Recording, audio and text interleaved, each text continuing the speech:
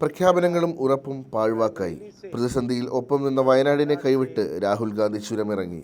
വയനാട് എൻ്റെ കുടുംബമാണ്, ഒരിക്കലും ഉപേക്ഷിക്കില്ല എന്നതായിരുന്നു രണ്ട് തെരഞ്ഞെടുപ്പിലും പറഞ്ഞത്. 2019 നൽകിയ പ്രധാന വാഗ്ദാനങ്ങളിൽ ഒന്നുപോലും പാലിച്ചിട്ടില്ല.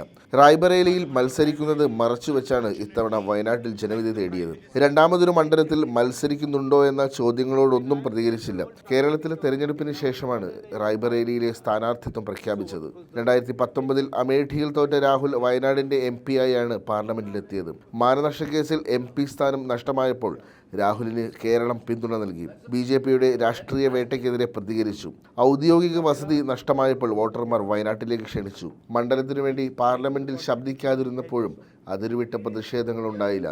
ഇതെല്ലാം മറന്നും അവഗണിച്ചുമാണ് വയനാട് ഉപേക്ഷിക്കാനുള്ള തീരുമാനം. ദേശീയപാതയിലെ രാത്രിയാത്രാ നിരോധനം, വയനാട് റെയിൽവേ, ചുരം ബദൽപാത, വന്യമൃഗശല്യം എന്നീ പ്രധാന പ്രശ്നങ്ങൾക്ക് പരിഹാരം കാണുമെന്നായിരുന്നു 2019 തെരഞ്ഞെടുപ്പ് വാഗ്ദാനം.